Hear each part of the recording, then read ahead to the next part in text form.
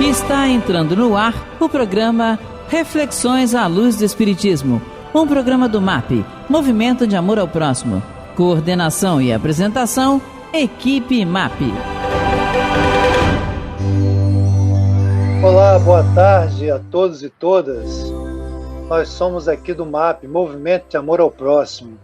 E esse é o programa Reflexões à Luz do Espiritismo.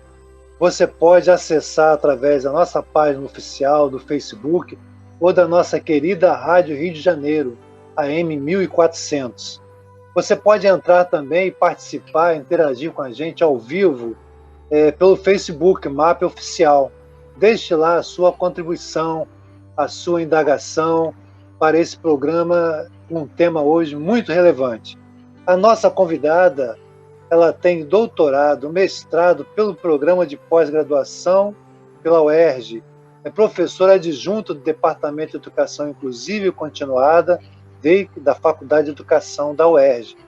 Integrante também do grupo de pesquisa Inclusão e Aprendizagem de Alunos com Necessidades Educacionais Especiais, Práticas Pedagógicas, Cultura Escolar e Aspectos Psicossociais. Nós estamos falando da nossa querida amiga de muito tempo, de trajetórias aí na área de educação, a professora doutora Cristina Mascaro. Então, Cristina, é uma alegria poder falar com você e desse tema, né, as pessoas com deficiências intelectuais em período de isolamento, desafios e alternativas. É uma alegria, né, primeiro poder estar, né, participando com você, né, que faz parte aí dessa minha trajetória enquanto professora de educação especial e hoje trabalhando na questão da educação inclusiva. Eu comecei, sempre a gente fazia as contas, né, mas como professora primária, no tempo que a gente ainda não falava nas questões da educação de pessoas com deficiência intelectual, acompanhando a legislação. Eu fui fazer o curso de pedagogia, no curso de pedagogia conheci a professora Rosana Glatt, que dava disciplina de questões atuais da educação especial, e ela me levou a conhecer assim, a escola que é um divisor de águas na minha formação enquanto docente, que é a Escola Especial Favo de Mel hoje, né? Esse significa o CAEP, né? A CAEP voltada para a profissionalização de pessoas com deficiência intelectual. Fiz meu estágio lá, enquanto estagiária da pedagogia, depois tive a aprovação em concurso e comecei a trabalhar lá após a minha graduação, e aí eu me tornei, né, de uma professora de ensino comum, uma professora de educação especial.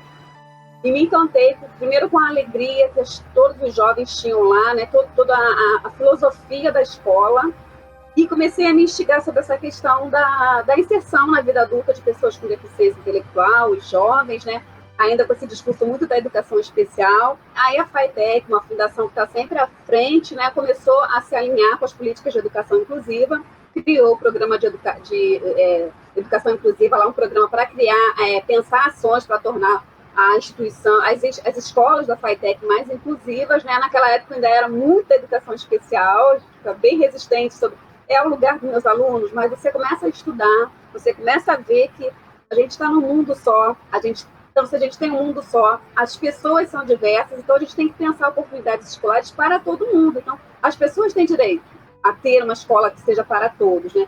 E aí eu recebi o convite, foi em 2011, que eu saí da Escola Especial Favo de Mel, que eu passei lá enquanto professora, depois passei na supervisão pedagógica, direção administrativa, várias etapas desse processo da escola, e eu fui trabalhar no Núcleo de Estudos e Pesquisas da Divisão de Inclusão da FATEC.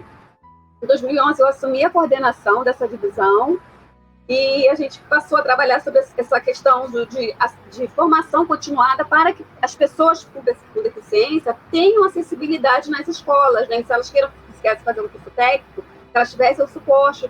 Nós acompanhamos o processo de salas de recursos multiprofissionais e o processo de formação mesmo docente na rede. Acompanhando a isso, que eu fui fazendo os meus estudos, né? E iniciei o mestrado em 2010 com a professora Rosana Glatt, depois eu fiz o doutorado, e a gente vem acompanhando, a gente vai tentando ver, eu de professora de ensino comum, professora de educação especial, eu passei a ter o desejo de trabalhar direto com a questão da formação docente, mas sempre pensando nessa perspectiva. A gente tem que transformar a escola como um todo, a gente tem que formar todos os professores na perspectiva da educação inclusiva. E hoje eu coordeno a disciplina, eu sou responsável pela disciplina Questões Atuais me levaram para a educação especial, e hoje nessa disciplina eu faço com que os alunos venham para a educação inclusiva, né? Então tenho assim realizado sonhos em relação a isso. É uma linda trajetória, um lindo trabalho. Lembrando também uma das pessoas que pensou muito, né, a questão da divisão de inclusão, a professora Cristina Lacerda, né, a professora Bianca Fogler, né, Ana Cristina. Eu tenho uma diretriz muito forte, né? Quando eu cheguei lá na Favo de Mel, ainda enquanto estagiária, e depois quando professora, que eu entrei no concurso, ela ainda era diretora e Bianca estava saindo da direção, mas eu levei uma coisa muito forte para a minha vida enquanto docente, que eu falei assim, o que eu escrevo, né? Chega na hora de você fazer um relatório para falar sobre o trabalho na sala, né? Então, ficou na minha mente até hoje, faz muitos anos, e a Cristina Lacerda olhou para mim e falou, Liz, você vai escrever o que você produziu com eles na sala de aula, porque o que eles não sabem, os pais estão cansados de saber, então os pais não querem uma reunião para falar que ele não lê, ele não sabe fazer ele não sabe um monte de coisa, a mãe dele sabe. Aquele relatório descritivo que tinha, né? Relatório descritivo, né? E aí uma vez uma mãe chegou a chorar no relatório que eu fiz para ela, ela terminou de ler, ela, nossa, mas você está falando isso tudo sobre o meu filho? Eu falei assim, esse é o seu filho. A gente com certeza. As qualidades do aluno, então eu nunca esqueci. Então foram Bianca com aquele muito bom de acreditar nisso e Cristina Lacerda como uma grande incentivadora. Né? Então até hoje, muito até bem. quando eu relatório com que eu certeza. faço, vamos ser positivos o tempo todo. Isso aí. Você que está chegando agora, nós estamos aqui com a professora doutora Cristina Mascaro e nós estamos começando a falar sobre as pessoas com deficiências intelectuais em período de isolamento, desafios e alternativas. Nesse contexto de pandemia que todos sofrem, né, angustiados de diversas formas, tem esse universo das pessoas com deficiências intelectuais, outro tipo de deficiências também, e nós estamos então começando a conversar a respeito. Mas eu queria, Cristina, que você falasse brevemente de como é que esse universo de pessoas com deficiências intelectuais se compõe. Porque às vezes, assim, como a gente sabe através da história, os conceitos eles vão se atualizando, como você mesmo falou, né? Lá atrás, né, era um termo pesado, né, retardo mental, etc, etc, depois deficiência mental e tal, e mais recentemente deficiência intelectual. Fala um pouquinho, para quem está acompanhando, os nossos ouvintes, os internautas que não estão nesse contexto, para que eles possam perceber e entender de qual universo que nós estamos falando. Quais são esses perfis dessas pessoas com deficiência intelectual? Então, na verdade, assim, eu gostaria de caracterizar a questão da pessoa com deficiência de uma maneira geral, né? Porque tem muita gente que fala o seguinte, parece que é modismo, né? Como é que a gente está chamando agora? Como é que a gente fala agora? Toda hora mudam, né? Às vezes as pessoas vêm com essa questão para mim. Mas não é um toda hora muda, né? O processo de educação inclusiva, né, como você falou, há muito tempo eles não tinham nem direito de estar na escola, hoje eles têm direito de estar na escola, é um processo de construção social, assim como as nomenclaturas, elas vão acompanhando isso. Primeiramente, né, hoje nós chamamos as pessoas que apresentam alguma deficiência como PCD, né, pessoa com deficiência. Aí, é modismo? Não. É uma valorização de enquanto sujeito, enquanto pessoa. Então, sempre que eu vou falar de alguém, eu cito primeiro que ela é pessoa. E depois que ela é pessoa, ela tem uma condição. Então, existe uma pessoa cega, existe uma pessoa com deficiência física, mas ela é sempre uma pessoa. E depois ela tem outras características, como nós temos diferentes características, que não são deficiência, mas são nossas características que formam essa diversidade humana. Então, PCD hoje é para respeitar que primeiro elas são pessoas. E no caso da deficiência intelectual, a mesma coisa, né?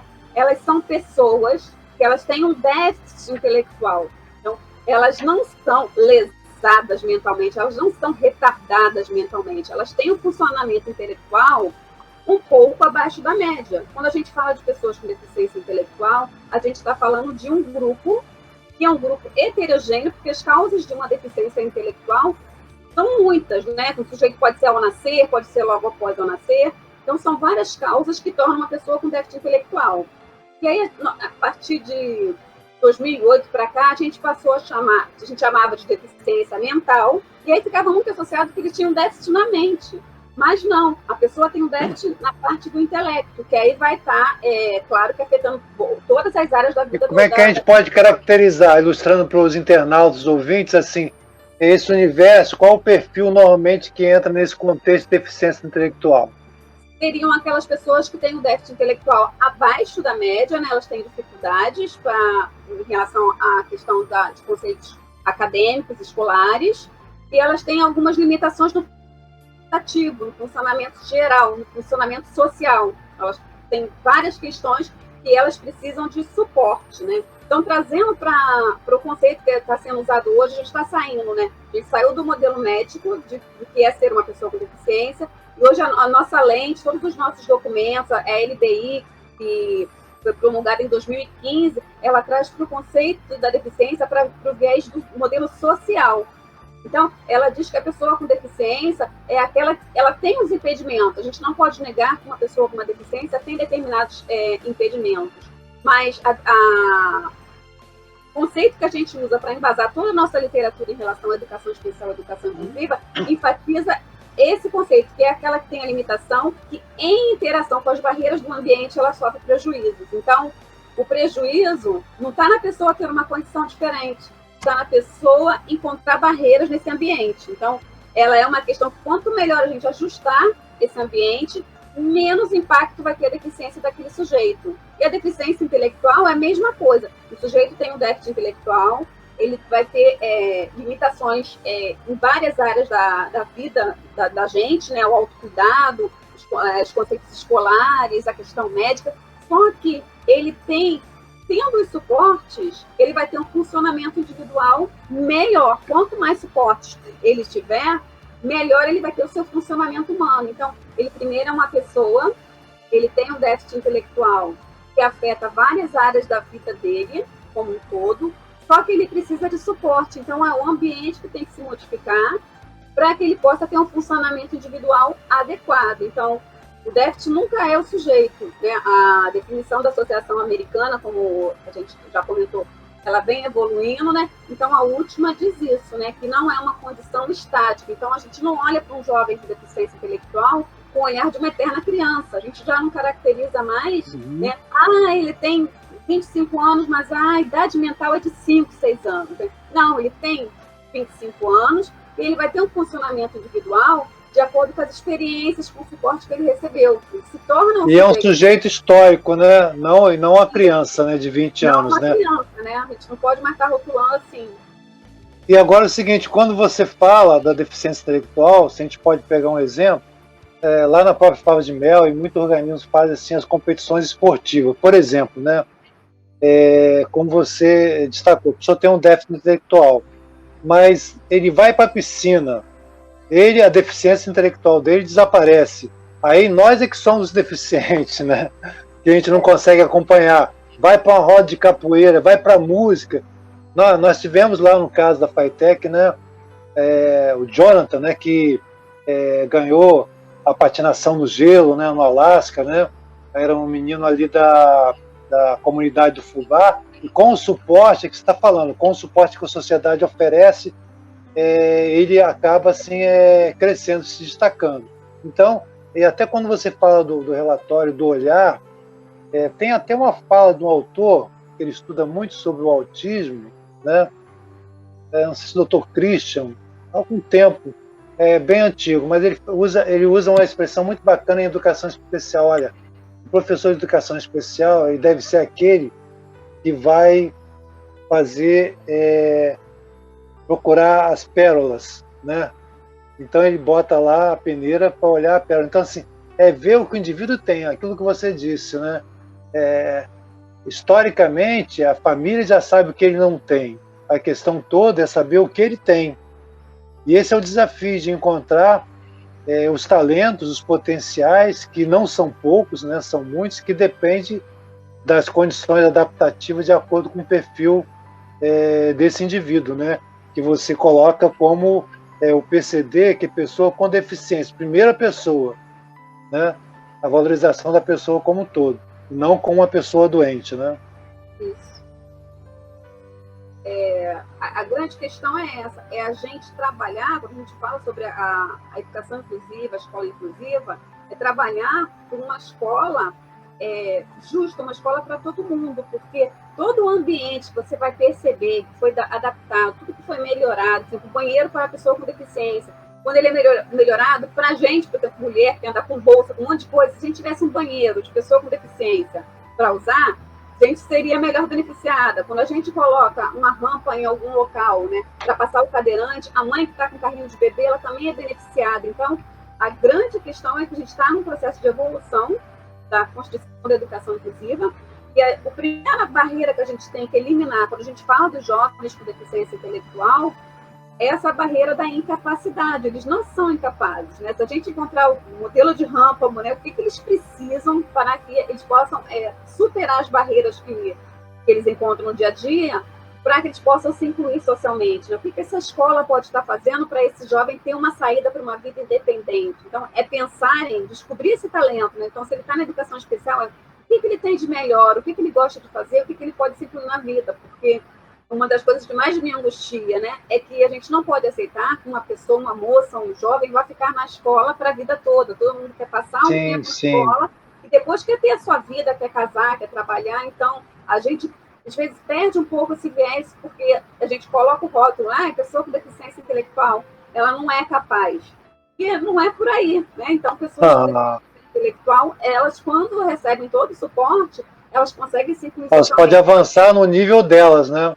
De acordo com o potencial dela, né? Com certeza, e podem até superar pessoas ditas normais, determinadas, como deu o exemplo da patinação no gelo. Eu não conseguiria, eu acho que eu também não. A gente, nessa hora, né, a deficiência é do nosso lado. Então, todo mundo tem talento, né? Todo mundo com certeza. Ser humano, né? E todo mundo aprende também. Só que, às vezes, a gente ainda não sabe ensinar certas pessoas. E aí, por isso, vem no caminho da formação docente, pela pesquisa. Então, acho que o professor ele tem que ser um eterno pesquisador, né? Cada aluno com uma deficiência bacana é diferente. Cada aluno que você e desmistificar, vai ser desmistificar essa questão do modelo médico, da herança médica, né? Que vinha no medicamentoso e tal. Não está no sujeito, está na gente na sala de aula que tem que pensar como, né? Como que eu posso fazer para transformar essa escola, inclusive, acessível para esse sujeito. Não adianta fazer o acesso para ele ficar ali no banco da escola fingindo que eu faço inclusão. Sim. Como professora, eu tenho um determinado conteúdo X para ensinar para uma turma.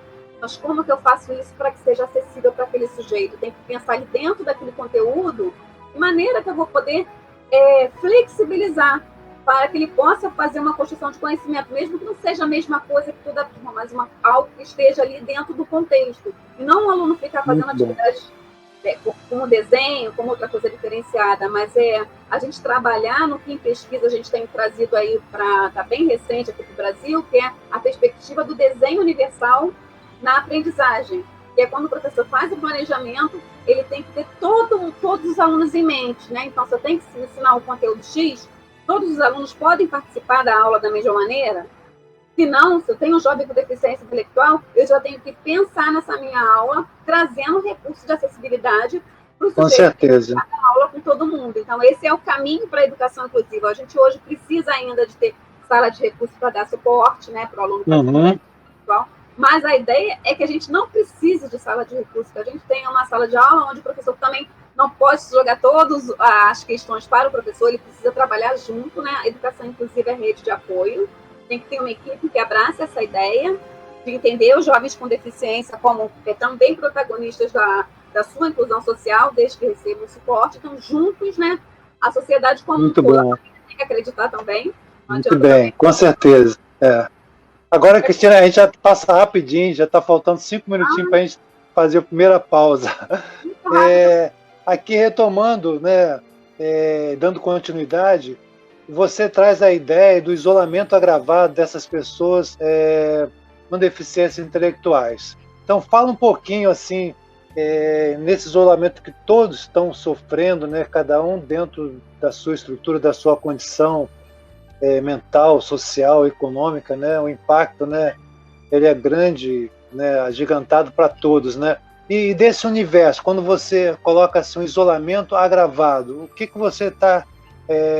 qual é essa ideia? O que você pode aprofundar mais sobre isso? o que eu pude perceber, né? Principalmente em relação à questão do isolamento, em relação à área da educação inclusiva realmente, porque a gente tem as estatísticas, que a gente tem as escolas com X alunos que estão incluídos na sala de aula comum, estão lá, têm deficiência intelectual, estão lá. Só que, de repente, veio a pandemia e pegou a gente de surpresa. E aí, nós, enquanto professores, né, todo mundo teve que pensar em estratégia de ensino remoto, como é que se faz. E a gente começou a perceber que muitos professores não conheciam seus alunos com deficiência intelectual na sala de aula, porque às vezes ficava a cargo do mediador, né, um agente de apoio que fica ali com aquele aluno o tempo todo, e aí o professor não conhece esse aluno, não tem, por exemplo, um plano educacional individualizado, né, que aí ele teria todas as questões do aluno que seria trabalhado. Então, o aluno que já estava excluído dentro da sala de aula, então o aluno com déficit intelectual que dentro da sala já estava um pouco excluído, quando a gente vem o isolamento, é um duplo isolamento, ele foi uma das parcelas do alunado com menos oportunidade desse ensino remoto, né? A família não consegue ajudar, não há uma interação, então eles estão assim duplamente isolados, né? Duplamente isolados. Alguns alunos, né, os ditos normais, têm as suas redes, falam com seus colegas.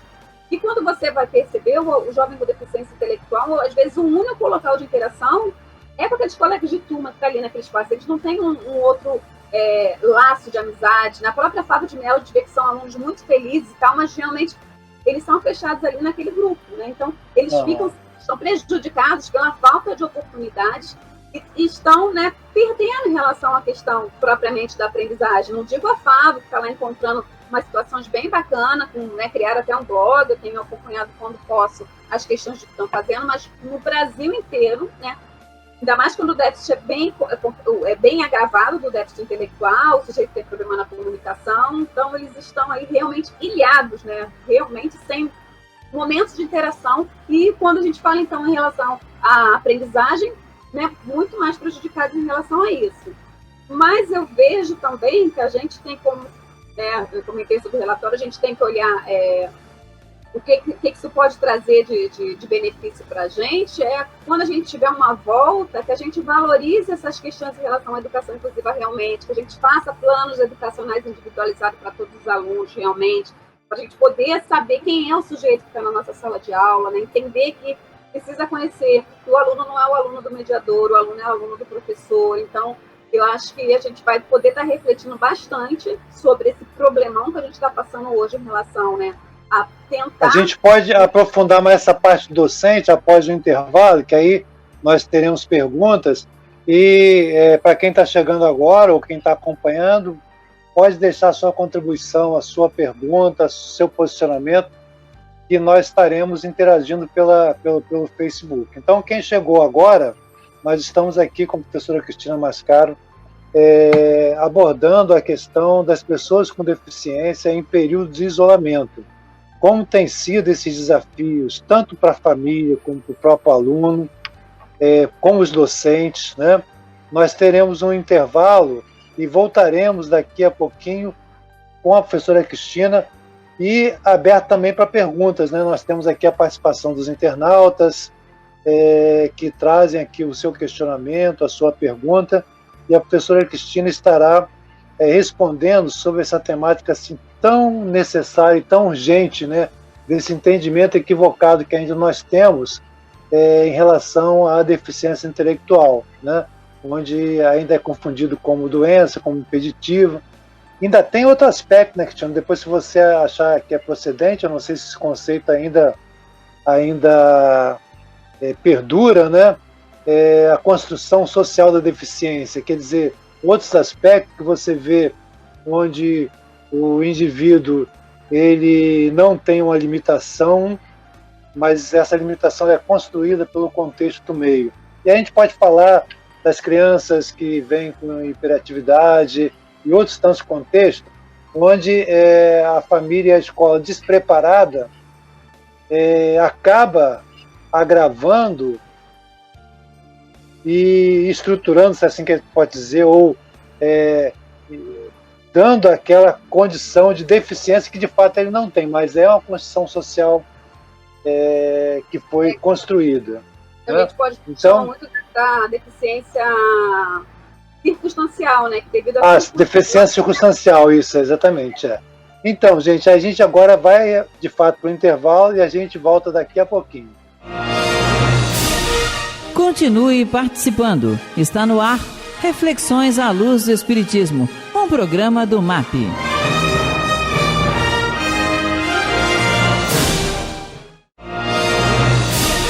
Voltamos a apresentar Reflexões à Luz do Espiritismo, um programa do MAP, Movimento de Amor ao Próximo. Coordenação e apresentação, equipe MAP.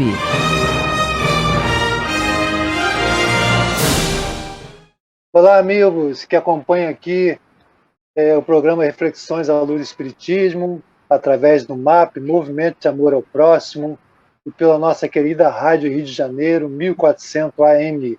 Estamos voltando agora, na segunda parte do nosso programa, com perguntas e indagações, compartilhamentos de impressões, com a nossa querida amiga, professora doutora Cristina Angélica Mascaro, da UERJ, falando sobre esse tema tão importante, as pessoas com deficiências intelectuais nesse período de isolamento, desafios e alternativas.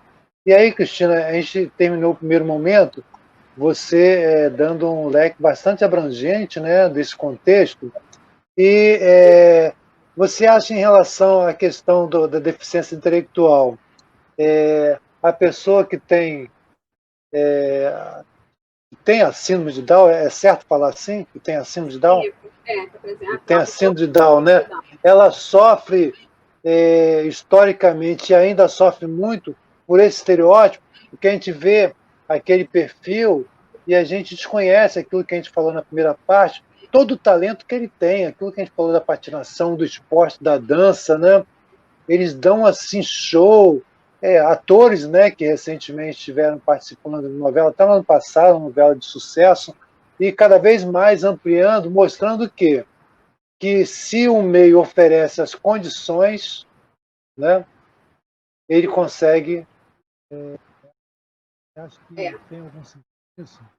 Tem sim, como... Tá me escutando bem? Estou escutando. Um pouquinho mais baixo para mim. As pessoas com a síndrome de Down, né, na verdade, elas sofrem já o preconceito, né? Porque quando alguém vai ter um filho e descobre que tem a síndrome de Down, nossa, né? Todo mundo olha com pena para aquele casal, nossa, vai ter um filho com síndrome de Down, né? Então é uma questão que aí ele nasce e aí está sempre estampado no rosto, né? Pelas condições sindrômicas, né? As características da pessoa com síndrome de Down. Ela nem fala, né? A pessoa já olha para ela e já vê assim, como uma pessoa que tem um déficit, né? Um déficit intelectual. Então, ela traz a marca, né? Então, a marca da síndrome de Down já se traduz como um escudo sobre todo o potencial que, apesar dela ter uma deficiência intelectual devido à síndrome de Down, ela é uma pessoa. E hoje, ainda bem que nós estamos tendo aí muitos exemplos, né? Antigamente as pessoas ficavam confinadas, mas hoje com essa progressão, né? Da questão da educação inclusiva, nessa construção que está sendo gradativa, né? É passo de formiguinha, mas está acontecendo. A gente tem visto aí vários sucessos no esporte, a gente tem a expressão como a Fernanda Honorato, que tem síndrome de Down, a primeira jornalista, né, que trabalha na rede de TV. Então, a gente está mostrando que quando eles recebem o suporte, eles conseguem, né? Eu conheci também uma que estava fazendo faculdade de design, de síndrome de Down, estava fazendo faculdade de design, só que você vai ter para o itinerário formativo dessas pessoas, né? Elas tiveram uma família que acreditou que elas eram, né, primeiro seus filhos, e como seus filhos, elas tiveram a oportunidade de investir na educação daquele seu filho. Então, foi uma educação que teve um investimento, e ela recebeu todo o suporte realmente em relação à eliminação de barreiras para a construção da aprendizagem. Então, são pessoas que têm, quando elas têm esse itinerário formativo, elas conseguem chegar a ser o que elas quiserem, seja pelo lado da dança, da música, seja pelo lado do esporte. Então, a pessoa com deficiência intelectual, ela vai ter todas aquelas limitações que são voltadas para a definição de quem é a pessoa com deficiência intelectual, mas quanto mais suporte ela tiver, o melhor funcionamento individual ela vai ter. Uma pessoa com síndrome de Down é diferente da outra, né? Então, assim como nós, né? nós temos somos pessoas, mas você é psicóloga, eu sou pedagoga, então a gente tem as nossas preferências, as nossas aptidões são diferentes, assim, também. Tem gente que também gosta de trazer tudo pro estereótipo. Esses meninos com síndrome de Down, eles adoram dançar, eles dançam muito bem. Não é isso, né? A gente tem pessoas com síndrome de Down que não gostam de dançar. Não é porque tem síndrome de Down, porque já carrega aquela marca, e aí a gente quer, porque são dóceis e são assim. Não é todo mundo que é dócil, então vai depender. Verdade. Então, eles têm todas as características do déficit intelectual, mas eles têm toda a carga humana, de ser humano, que eles têm a história da família deles, né? Então, eles são pessoas diferentes. Então, não dá pra gente botar assim, tem um rótulo da pessoa com síndrome de Down, mas essas pessoas carregam, sim, realmente, é uma luta muito árdua, porque tá no rótulo, né, Thalita? Você tá olhando. Apesar duplamente, né? Duplamente. Apesar que eu já tive um testemunho ao contrário de uma mãe de uma criança com autismo, né, que estava fazendo umas questões no supermercado, entrando em comportamento, e ela falou para mim, Cris, às vezes eu preferia que ele tivesse uma síndrome de Down, porque as pessoas iam olhar e ver que era uma síndrome de Down, por isso que ele está se comportando assim, né? Mas realmente, esse preconceito é muito reforçado quando a gente tem uma questão sindrômica que está aparente, né? Então, a gente acaba anulando as potencialidades dessa pessoa. Muito bem, Cristina. O nosso tempo voa, né? E destaca um pouquinho, nesse contexto de isolamento, né? Como é que tem sido esse desafio dos professores, né, em trabalhar com esse universo, né, de alunos, de pessoas, e os pais, né, que, além de tudo, não dispõem do recurso tecnológico, né, remoto. Sim. O que tem chegado para você de como essas famílias têm vivido nesse processo? Eu aqui em frente à nossa casa, a gente tem, né, uma varanda em frente, né, no outro prédio, e a gente vê um rapaz, deve ter uns 20 e poucos anos, né, deficiente, né, e o espaço dele é de 5 metros, anda para lá, anda para cá, anda para lá, e olha numa situação até melhorada, né? Como é que deve estar essa situação das pessoas com deficiência nesse contexto? O que tem chegado para você de desafio do docente? Porque no ensino regular a gente sabe que as pessoas estão bastante exauridas, né? Os professores, né? Por ter que ter dominado a tecnologia do qual ela não foi preparada adequadamente, e além de cuidar dos próprios que estão dentro de casa. E nesse contexto, como é que você vê e quais são as alternativas? Se é que temos alternativas, o que o poder público está fazendo ou não está fazendo, o que ele deveria fazer nesse contexto para esse universo aí? Porque você usou uma expressão lá atrás do isolamento agravado, duplamente, né? O isolamento duplo, né? Isso. O que você pode falar um pouquinho? Que tem chegado para você aí? O contexto social realmente está sempre interferindo, né, em relação ao acesso, né? Só que a gente tem que pensar uma coisa que outro dia a professora Edicleia, também lá da UERJ, né, que Edicleia Mascarenhas, falou, gente, quando a gente iniciou a educação à distância, não tinha computador, né? Era correio, era isso. Então a gente tem que pensar diferentes formas para acessar os nossos alunos. Se ele não tem internet, né, como é que a gente vai mandar pelo correio alguma atividade? Vai usar o WhatsApp? Então a gente tem que pensar formas diferenciadas de acesso. Só que o que eu tenho de relato de pais em relato que tem seus filhos com uma deficiência intelectual, que antes iam para a escola e ficavam lá o turno inteiro na escola, eles têm colocado para mim a questão de que as atividades são um pouco incipientes quando o aluno é mais velho ainda, então ele fica pouco tempo ali ocupado com uma atividade remota, ou quando ele é menor, né, para estar fazendo a atividade remota está sendo muito dificultoso, porque o pai não sabe, né, ter aquele mediador. Manejar, né? A criança não quer sentar no computador, e aí é para qualquer criança, né? Você tem que ficar sentado, horas no computador, ficar sentado. Então, a grande dificuldade está sendo essa ociosidade realmente, e aí está sendo mais fácil para quem tem uma internet melhor, para quem pode estar assistindo vídeo e tal, mas está um hiato muito grande. Então, para as pessoas que estão isoladas, que não tem uma praça que possa estar caminhando também, para estar fazendo atividade, então está sendo um período de muito prejuízo para quem mais precisa, né? São essas pessoas que eles têm a questão do peso, que está em casa, está comendo muito também, não tem essa questão de estar gastando, né? Para estar fazendo uma caminhada, alguma coisa, preso, às vezes, só na televisão, às vezes uma televisão que não tem uma programação adequada para Isso. Então fica ali naquele círculo vicioso. Então, eu tenho visto que tem sido bem prejudicial esse momento, mas também tenho visto um outro lado sobre as mães que eu conheço, né, inclusive mães de classe média alta, que passaram a conhecer seus filhos com deficiência melhor nesse momento. E às vezes quase 500 terapias em escola, né? E aí passou a ter que vou ficar em casa com meu filho. Meu filho sabe jogar um lixo fora, não sabe? Então foi o momento deles estarem interagindo, né? Então a mãe estava contando para mim, nossa, como eu consegui perceber que meu filho era capaz de aprender tanta coisa para me ajudar dentro de casa, que eu nunca nem pensei em pedir a ele para me ajudar. E nesse momento ele começou a fazer parte da rotina dos cuidados da casa. Então vou aproveitar desse momento para ele ter outras aprendizagens. Então, eu acho que as famílias também podem estar pensando isso, né? Que outras coisas que são importantes que eu possa estar fazendo também, buscar uma interlocução com os professores, né? O que eu posso estar ajudando que não seja tão acadêmico, mas como dentro da questão do déficit intelectual. A pessoa precisa de ajuda, né? Para as habilidades adaptativas, para várias questões que precisam ser ensinadas, porque uma criança tem um déficit intelectual, ela olha a outra amarrando um sapato e ela aprende logo a dar um laço no seu sapato. A pessoa com déficit intelectual, às vezes, vai precisar das instruções, né, do passo a passo, como é que eu faço isso. E no dia a dia, a família acaba fazendo tudo para aquele jovem, né? Vai lá para adiantar. Isso, uma superproteção, né? Uma superproteção que inibe, né? E aí, esse momento da pandemia, eu acho que pode ser, se a gente tirar uma coisa de positivo para esses jovens com deficiência, é que a família possa participar das demandas, perceber o que meu filho precisa para se tornar um jovem realmente independente.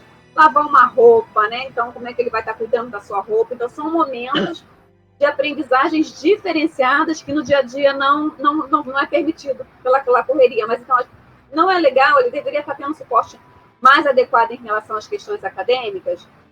Seria bem melhor que tivesse toda a tecnologia, a gente tivesse professores bem preparados para isso. Mas a gente está nesse momento, a gente está na pandemia, então a gente tem que olhar para ela e falar assim, então o que nós podemos fazer, né? Então, professor, um telefone, um WhatsApp, como é que eu posso ajudar meu filho nisso e nisso? Criar um checklist, né, de algumas coisas para legal, acompanhamento remoto sobre aquelas questões. Então, é um momento de criar. Eu acho que é um momento de estar criando novas formas de aprendizagem e a gente tentar, né, fazer a limonada aí com esse limão, né? Bem docinha. Isso aí. Então, criatividade, agora, né? Perfeito, né? Para a gente entrar nas perguntas daqui a pouquinho, quando a gente está falando, antigamente se falava de atividade de vida diária, né? Que era proposta assim, de cuidar de si mesmo, né? Quer dizer, desde pegar uma água na geladeira, trocar a cama, né? Tirar o lixo, etc, etc.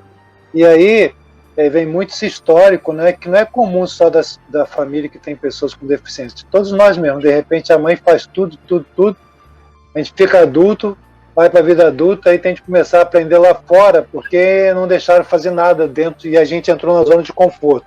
Então, isso que você está falando é um bom momento de perceber, porque assim, a gente vê, estou falando do universo onde que a gente conheceu mais, né, vivenciou da Fala de Mel, onde tinha, né, as salas, as atividades, né, profissionais e tal, em que às vezes a família ficava assim, mas ele conseguiu fazer isso? E aí então tinha que trabalhar o pai e a mãe, olha, mas deixe que ele faça, porque qualquer coisa, o pai ou a mãe, né, a gente até entende, né, todo esse processo, é compreensível, não há nenhum julgamento nisso, mas qual a contribuição para que ele possa ver o lado adulto? E uma coisa que você falou também no primeiro momento, a pessoa com deficiência com 20 anos, 30 anos, ele não é uma criança grande, né? Ele é um adulto, sócio histórico, que tem as suas conquistas. Eu lembro de um aluno, talvez você vai lembrar, né, do João Paulo, né? Tinha muitas limitações, tinha também, né, alguns outro tipo de transtorno, né, outro tipo de dificuldade, né? Ele não sabia ler os signos, as letras, né? Mas ele estava na época da Copa do Mundo, então ele viu assim a Torre Eiffel, aí ele falava assim no jornal, a Copa, olha a Copa. Então assim, e ele gostava de pegar o jornal.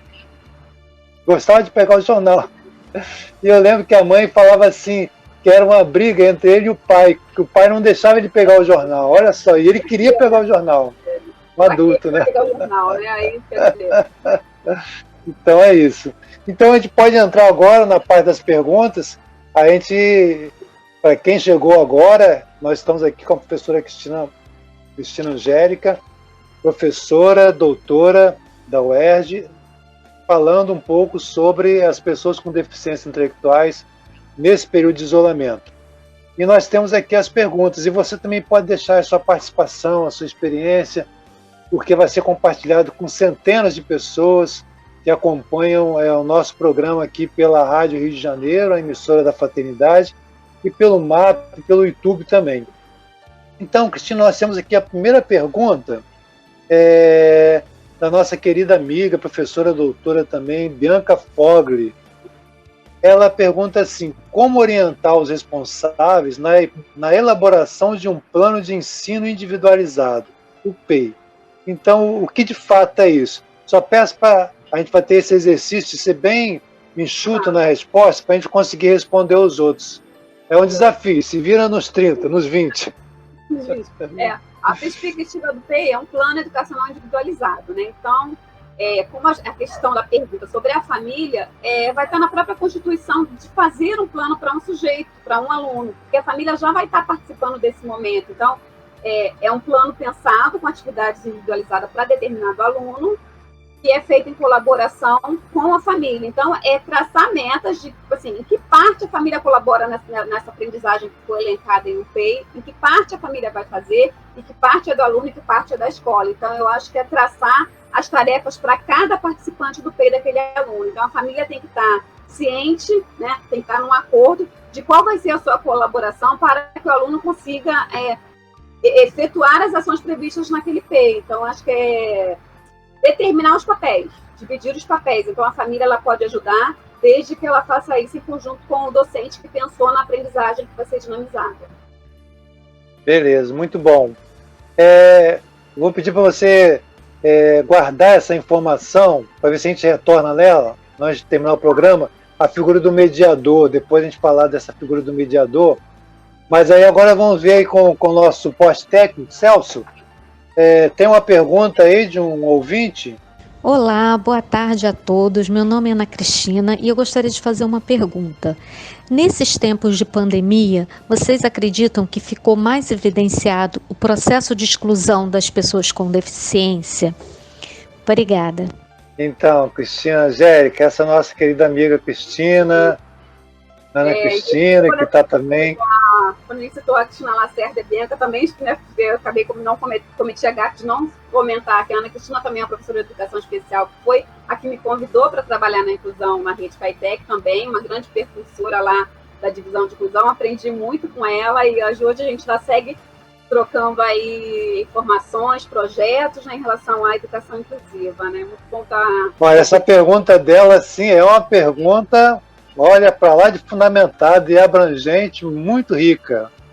O que você pode dizer a respeito dessa pergunta, quando ela diz assim, que se o processo de exclusão ficou mais evidenciado para as pessoas com deficiência? O que você acha disso? Eu acho que o processo foi evidenciado realmente por conta disso, que a gente até já tinha comentado anteriormente, que elas ficaram isoladas também pela questão, às vezes, de não ter o acesso em relação à educação remota, o acesso a uma...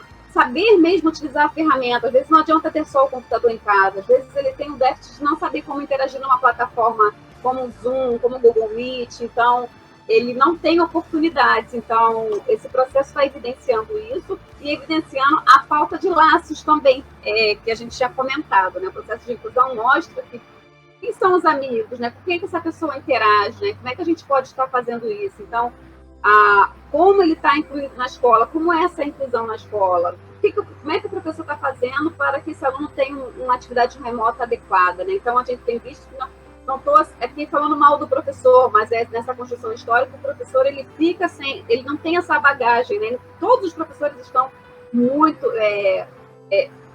preocupados em como dar uma aula adequada, como atender todos os alunos. Eu mesmo, agora começando o ensino remoto na UERJ, estou preocupada em relação a como é que vai ser o acesso para todo mundo.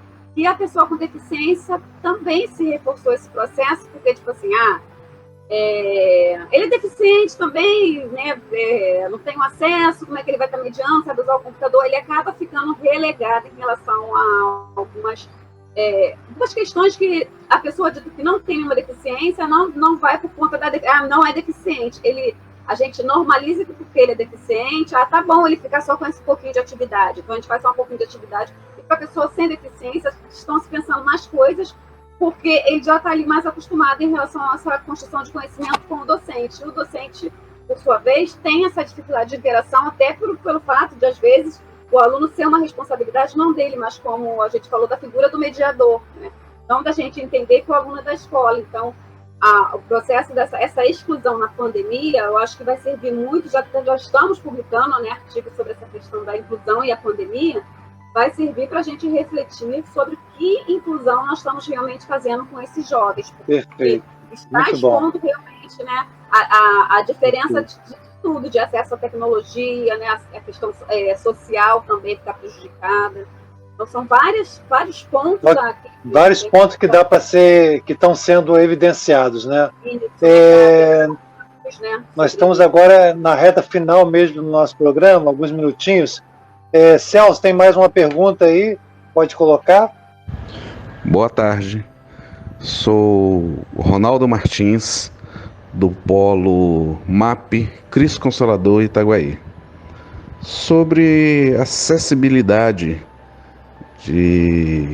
dos especiais, eu gostaria de ouvir um pouco sobre o pano, vamos dizer assim, quente que se coloca sobre todos os fatos. Por exemplo, todas as lojas fizeram uma entrada independente do nivelamento de calçadas, só para dizer que tem acesso aos especiais. O que vocês acham disso? Por lei, foi decretado que as crianças especiais deveriam interagir nas escolas públicas e particulares, que haveria alguém específico, treinado, para auxiliá-los, mas a integração seria vital. Isso, na verdade, nunca saiu do papel.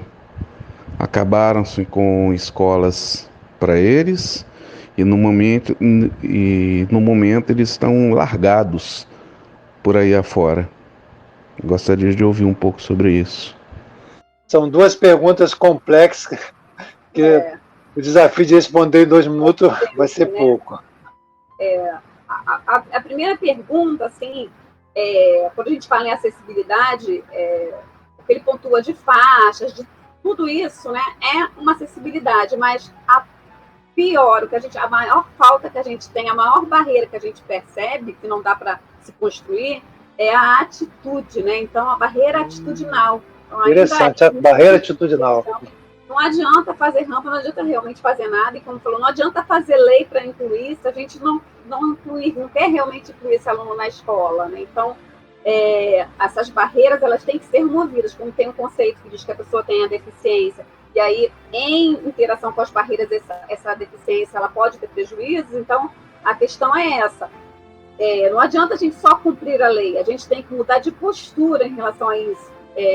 Por exemplo, sobre a lei também, que a gente coloca no shopping, que eu lembrei que ele não tocou. Não sei se vocês repararam, que agora também tem o símbolo do autismo no atendimento prioritário, né? Que é um lacinho com quebra-cabeça. Então, dentro lá da cadeira de roda, tal, tem um lacinho lá do autismo. E aí é uma lei, todas as lojas têm que ter aquilo para prioridade. E aí eu perguntei em uma loja, para a pessoa que atende na prioridade, falei, você sabe para que aquele lacinho ali? Ela é a pessoa responsável por atender a prioridade. Você sabe para que aquele laço? Aí ela, não sei, acho que é câncer de mama. Aí eu falei assim, não. Aquele laço é porque a mãe que tiver com uma criança que não tem, às vezes, nada na aparência, são as crianças com autismo, e ela tem direito a essa prioridade aqui. Então, ela, às vezes, vai chegar uma mãe com uma criança que não tem nada aparente, para que essa mãe está querendo prioridade aqui? Então, Então, também não adianta Exatamente. a lei sem a gente disseminar o conhecimento, a gente, né, tem que fomentar. Então, a primeira coisa dessas leis, dessas lojas, o gestor tem que falar para os funcionários o que é aquilo. Não adianta obrigar a não colar um adesivo, mas e a tem que ser preparado. Né? Cristina, e a última pergunta, nós estamos no último minuto. Sim, e a Ele última fala sobre a questão da inclusão, né? A perspectiva da inclusão que já é uma lei, né? Hoje a gente não discute mais o acesso, mas a grande questão é isso também, as escolas quebrarem a barreira atitudinal e pensarem um planejamento de ensino dentro da perspectiva do desenho universal na aprendizagem. Então, essa inclusão ela vai acontecer quando a gente mudar as nossas posturas realmente. Então, hoje, a gente não briga mais pelo acesso, a gente tem uma lei, mas a gente ainda não consegue obrigar nenhuma escola a se tornar uma escola inclusiva. Então, tem que ser um projeto coletivo, um projeto político-pedagógico da escola, tem que inserir que aquela escola ela é aberta à diversidade. Se ela é aberta à diversidade, ela tem que pensar práticas pedagógicas que atendam a três processos de quem está realmente incluído. Ela tem que ser uma escola que dá acesso para a pessoa com deficiência, mas que ela possibilite a participação daquele aluno naquela escola e que aquele aluno construa conhecimento. A partir desses 3 pilares, a gente pode dizer que está construindo uma escola inclusiva. Então, é a mudança de atitude também. A lei está aí para garantir, mas a gente tem que pensar formas de fazer isso acontecer. A lei não ficou no papel, porque a gente tem algumas experiências aí. Algumas conquistas, né? Alguns avanços, né? Isso, mas a gente tem que usar isso como exemplo, né? Então, me persistir, porque quando a gente quer, se torna possível. Muito boa a participação do nosso amigo Ronaldo. Então, Cristina, 10 segundos para você dar seus cumprimentos finais. Nós estamos terminando aqui essa entrevista, essa participação fabulosa que a nossa querida amiga Cristina, professora doutora da UERJ, pesquisadora na área de educação especial. Então, suas palavras finais. Primeiro, eu gostaria de deixar aí um contato, se vocês puderem seguir, a gente tem eu e a professora Anne Redig lá no nosso grupo de pesquisa, temos um Instagram, que é o @café-inclusivo, @café-inclusivo. E lá a gente disponibiliza várias questões em relação à formação continuada, reflexões sobre a questão da educação inclusiva. Então, se vocês puderem seguir lá o @café-inclusivo. E eu tenho também uma página pública no Facebook, que é a professora Cristina Mascaro, que também ali a gente está disponibilizando várias questões em relação à educação inclusiva e que vocês saiam que nós possamos sair desse encontro multiplicando as informações, principalmente em relação a isso, acreditar no potencial das pessoas com deficiência intelectual, que primeiro elas são pessoas e que depois elas vão ter características distintas, né? Então, acreditar na pessoa, né? Que vocês possam ser um multiplicador dessa informação sobre a questão da pessoa com deficiência intelectual. Eu agradeço imensamente o convite, foi assim, apesar de ser tão rápido, mas foi muito prazeroso estar aí, matando a saudade do amigo Birajara. Para nós também. Bastante produtivo, temos certeza que vai contribuir para muitas pessoas. Então nós agradecemos aos ouvintes da Rádio Rio de Janeiro, os internautas aqui do Movimento de Amor ao Próximo, agradecemos a participação e até o nosso próximo encontro na próxima terça-feira às 16 horas com reflexões à luz do Espiritismo. Obrigado, um abraço. A Rádio Rio de Janeiro apresentou Reflexões à Luz do Espiritismo, um programa do MAP, Movimento de Amor ao Próximo. Coordenação e apresentação, Equipe MAP.